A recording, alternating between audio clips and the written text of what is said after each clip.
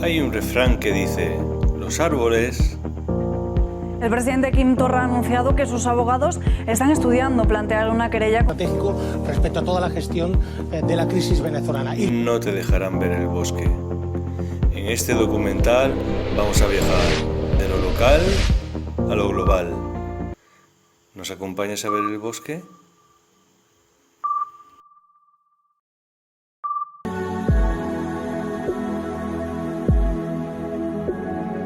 Si lo digo igual que decía Aristóteles, es la fórmula normal de evolución de los sistemas políticos.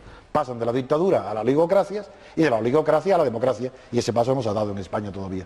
Porque se necesitan dos requisitos y ninguno de los dos están. Uno, democracia es si el pueblo elige a su gobernante. Ese requisito en España no se da. No os precipitéis, esperad un segundo. ¿Por qué no se da ese requisito? Porque el régimen de listas cerradas o abiertas son cerradas, pero aunque se abran, en Italia, en la experiencia de abiertas, la han modificado el 3%, eso es igual. Al ser listas cerradas, ya un economista que Ramón conoce perfectamente, contemporáneo de Stuart Mill, Walter Bagehot, ya dijo contra el régimen de representación proporcional todo lo que hay que saber sobre ese tema, y dijo que ese sistema que lo inventó un telegrafista inglés en el siglo pasado mediado, y que se aplicó en Australia, luego ha sido un instrumento en manos de los partidos políticos para quitar la soberanía popular y tener la soberanía ellos. En España, ¿qué ha sucedido con los partidos políticos? 6 personas, 4 personas, 5 personas, una nombrada a dedo por el rey, Suárez. Las demás salidas de la clandestinidad, sin ninguna legitimación de sus bases, la legitimación de su valor, pero no democrática.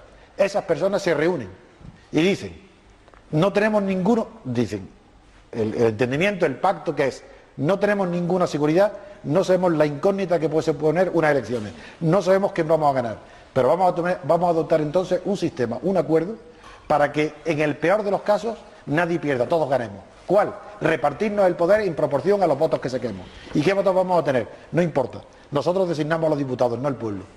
Ellos hacen las listas, 5 personas hacen toda la lista de diputados.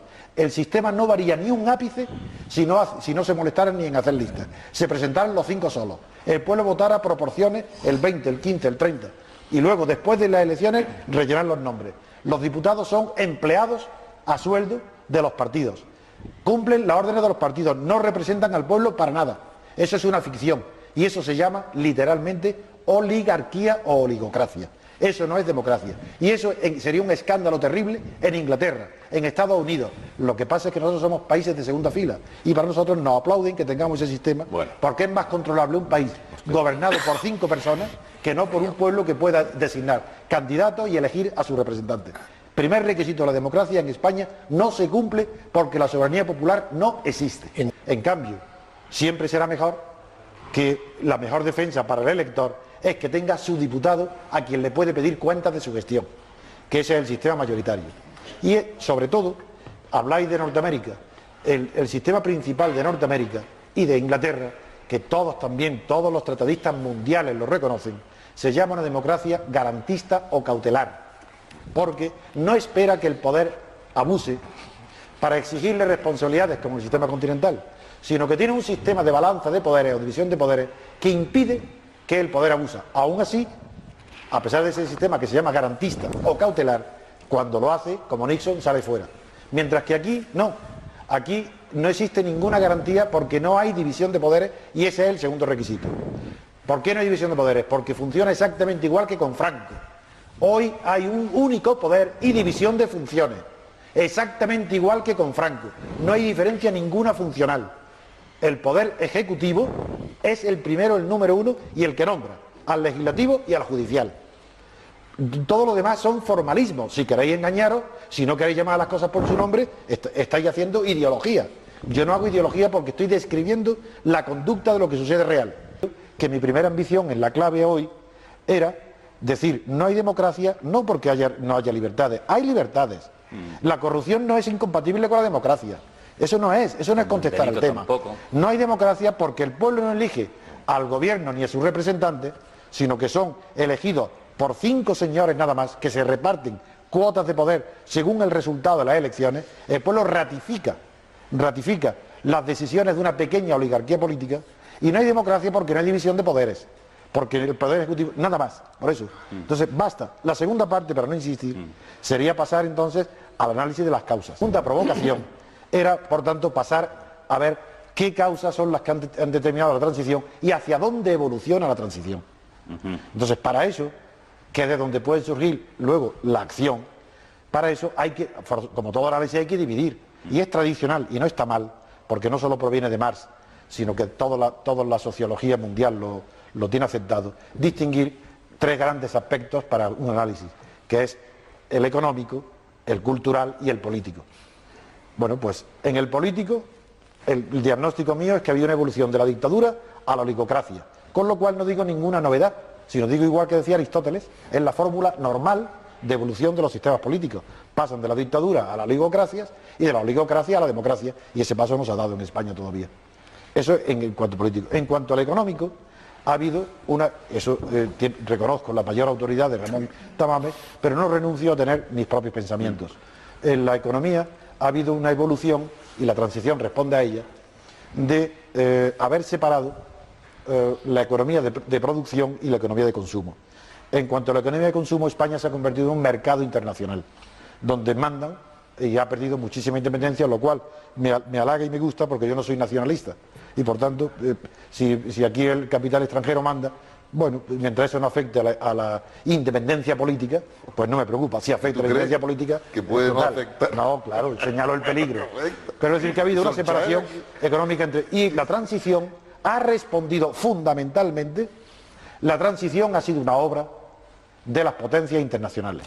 Aunque se crean los protagonistas españoles que estaban pactando en la Moncloa, ese pacto se había producido ya muchísimo antes entre Kissinger en Norteamérica y los alemanes. Perdona, no hay ningún hecho histórico que demuestres. No, hombre, yo tengo como no se sabe perfectamente. Es decir, que le aconsejaron a Felipe González y al PSOE que hiciera que pactara con el franquismo, que dice eso está probado y archiprobado. Y el 1001 y la coincidencia del 1001 voy al análisis de las causas. Perdona, el embajador de Estados Unidos en Madrid no se enteró absolutamente de nada de lo que había pasado en España. De nada. Absolutamente de nada. Si yo no hablo de él. Si fue Kissinger en Alemania. Tampoco eso consta en ninguna parte. Bueno, sí consta. Que España es diferente no solo lo decían los carteles del Ministerio de Turismo franquista ya por los años 50, también los servicios de inteligencia estadounidenses. En este informe desclasificado del año 48, la CIA resume claramente su visión sobre el país. Económicamente le resulta poco atractivo y en el plano político, aunque califican la dictadura de totalitaria y antidemocrática, los norteamericanos se declaran contrarios a intervenir. Es más, les preocupa la escasa aceptación del régimen por parte de las democracias europeas. El objetivo es claro, un régimen aliado para lo realmente interesante, la posición geoestratégica de España. Entraron en el 53, ahora su presencia está más que consolidada. Está en un punto de entrada, por un lado a África, al Mediterráneo, Oriente Medio, Oriente Próximo y a Europa. España admite que haya dos bases que tengan una importancia especial para Estados Unidos.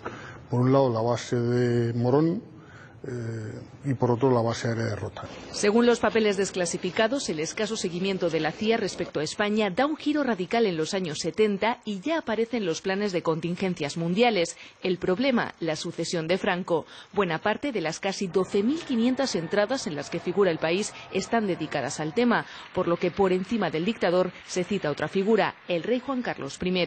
La agencia norteamericana siguió tan estrechamente su evolución que pasaron de verle incapaz de liderar el cambio a impresionar a Kissinger en una visita en el 73. Hay documentos, eso sí, con tachones que todavía guardan secretos, que incluso revelan contactos para propiciar la dimisión del dictador antes de su muerte.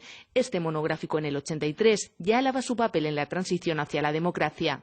En junio de 1976, que es invitado a Estados Unidos y dicta una conferencia, una intervención, pues yo creo que es en ese momento cuando los norteamericanos empiezan a tomarse en serio la figura de Juan Carlos I, porque se dan cuenta que él puede ser un elemento fundamental para la democratización del país. ¿Y en qué sentido? Yo creo que los norteamericanos piensan esto. En el sentido de evitar lo más posible una ruptura política con el régimen de Franco y caminar hacia un proceso revolucionario, lo mismo que había seguido en Portugal. Entonces ellos piensan que Juan Carlos puede ser un freno a ese tipo de política rupturista y puede hacer una transición mucho más suave, manteniendo elementos importantes del régimen franquista.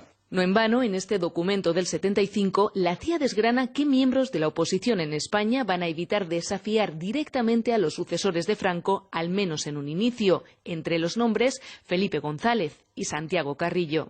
La CIA interviene en todos los acontecimientos que se producen aquí durante la transición. Ellos acapararon el servicio de contrainteligencia español y el alquiler lo pagaba la CIA.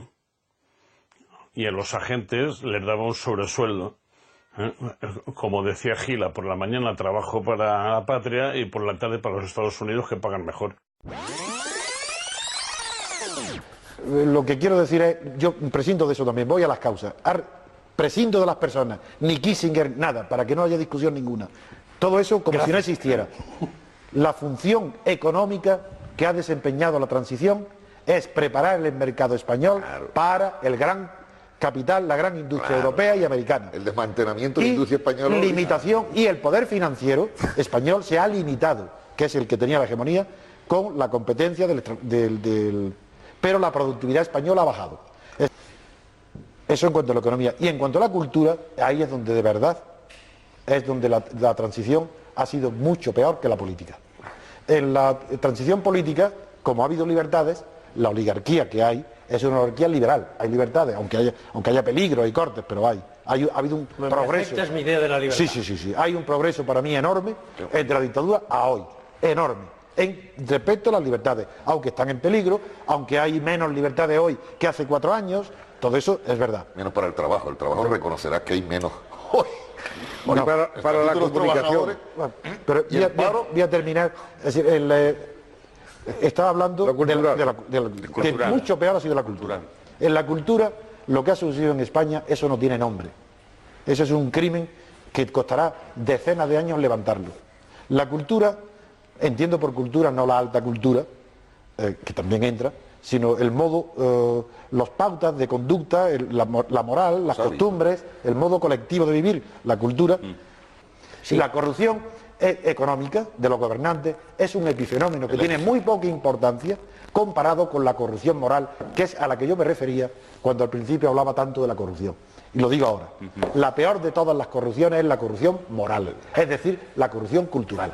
La económica es una pura consecuencia, que tiene mucha importancia, pero mucho menos que la fuente que la produce, que es el relativismo moral.